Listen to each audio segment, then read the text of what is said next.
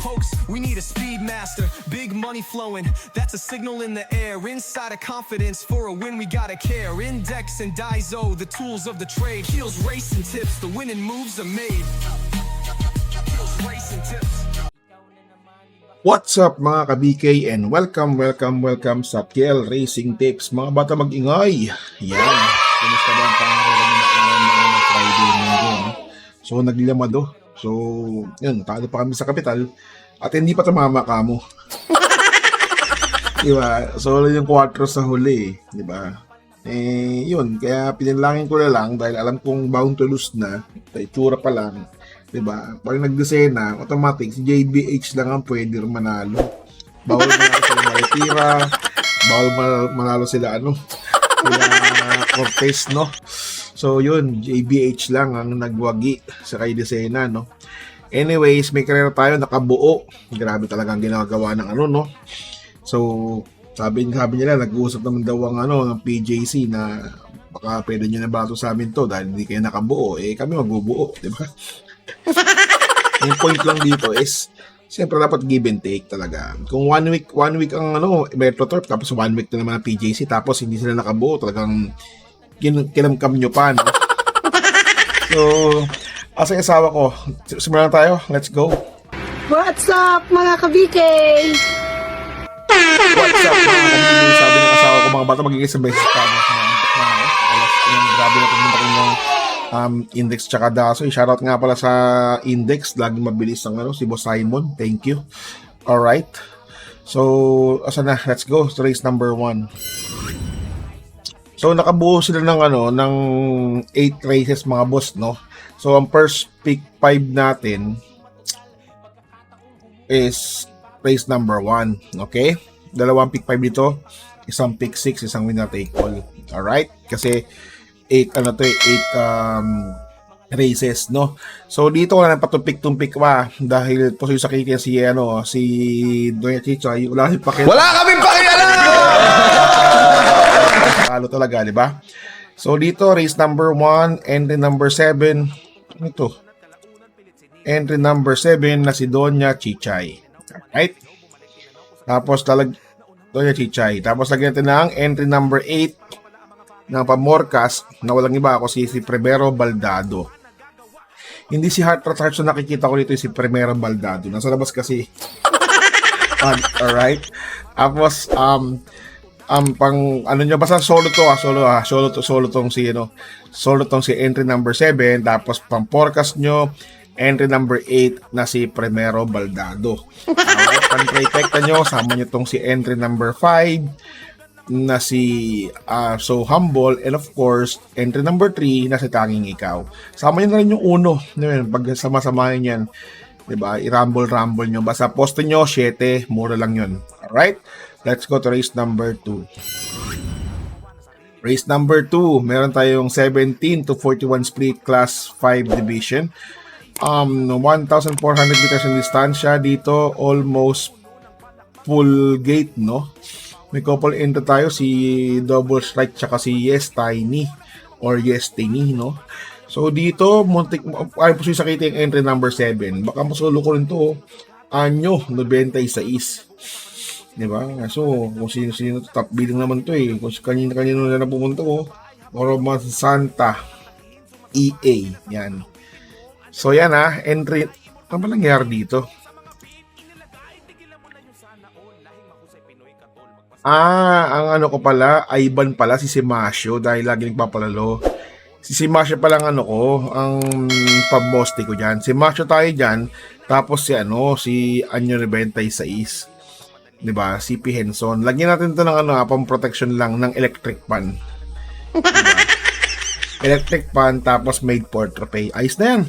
Diba? Kung nakakaluwag-luwag kayo, sama nyo si Aliana, no? Yan, pwede yan si Aliana.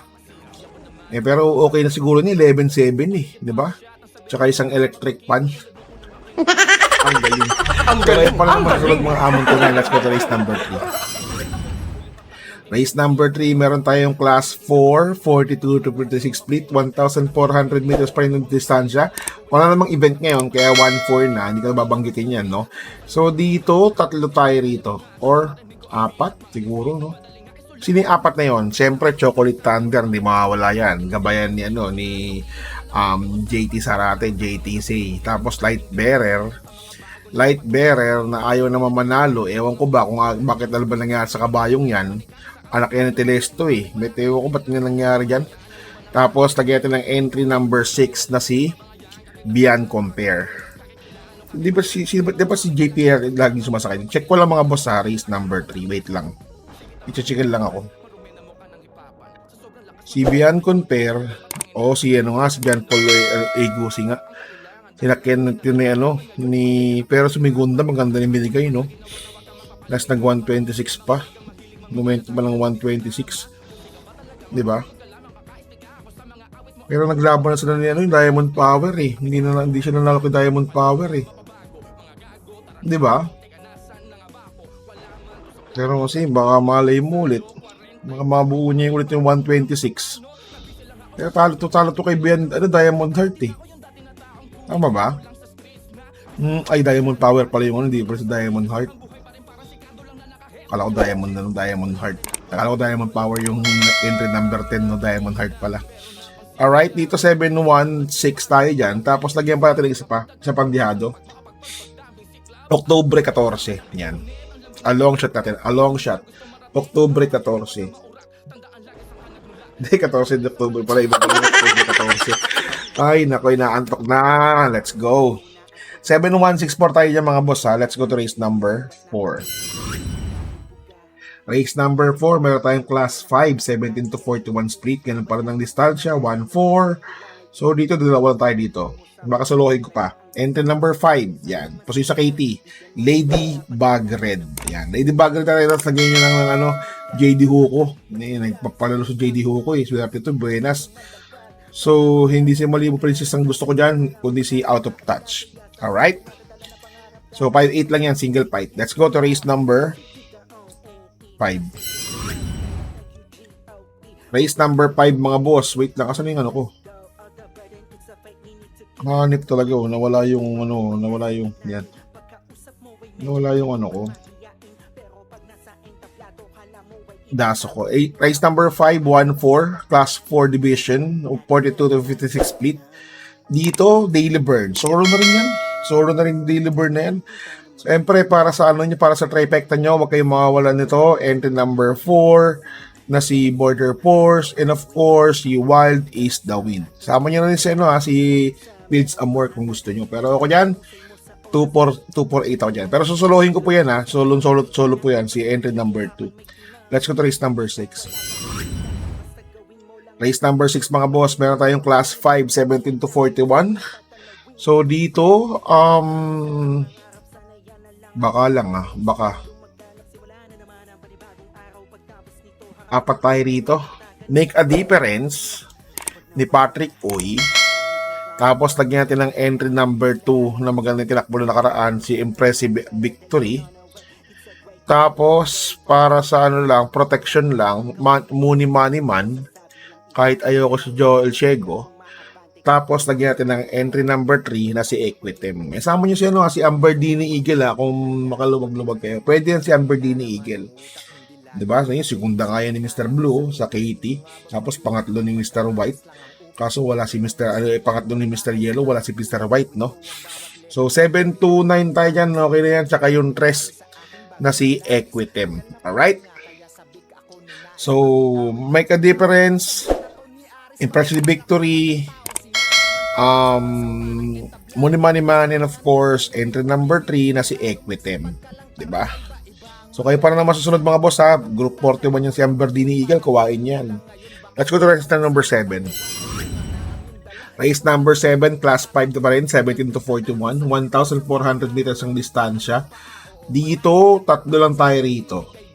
Parang tatlo lang. Sino tatlong yun? Siyempre, entry number 2 na si Hot Legs. Lalagyan ko to ng entry number 4 na Axis Deviation na ayaw na manalo ni Bakaykay. And of course, entry number 8 na si Blame the Ghost. Alright? So, 248 tayo yan. Kayo pa rin ang masusunod mga amon tunay ko ha. Let's go. Pwede nyo sama nyo sa ISO. Super spunky pala, no? Let's go to race number 8. Race number 8 mga boss, class 4, 42 to 56 feet, 1,400 meters in distansya. Ganun pa rin tayo, paratingan ng yung winner take all, pick 6, pick 5, pick 4, DD1 extra double, no? So dito, muntik mo pa sisakiti ang entry number 6 na Jubilum, no? Pero para sa akin, dun ako sa dalawa, kay Torres, na buenas ang kanilang stable ngayon, RNR. Siyempre, entry number 2, Take a Chance, and of course, My Boy Lollipop, no? Tapos, lalagyan ko to ng entry number 6 na si Jubilum. Tapos, lagay ko pa natin ng top of the line. May isa pa akong dito, ilihado, a long shot natin, walang iba kundi si entry number 9 na si Grand Lapter. Alright? So, 267, ano yan? 2679 nga. Ano ba yung ginagawa mo? Ayan. 2679, hindi 2675. Alright? Kayo pa rin na masusunod mga amon tunay, no? So, sama nyo, no? Mitik pala yung sakiti yung entry number 5 na yan, no? So, kayo pa rin na masusunod. So, God bless you all. Kita-kits tayo sa araw ng linggo. Inaantok na ako. Natapos din. Ayun lang. Babush. Bye. What's something people don't know about horse racing? It's not just luck, it's strategy, skill, and insider tips. Welcome to Keel's Horse Racing Tips. Here, we're not just spectators, we're winners. Whether you're a seasoned punter or a racing rookie, Keel's got you covered. Catch glimpses of Keel breaking down the stats, reviewing the races, and giving you the thumbs up on the best bets. With Keel's expertise, you'll be making your way to the winner's circle in no time. So saddle up and join the excitement. Hit that subscribe button now for exclusive tips and insights. Ride with us to the winner's circle.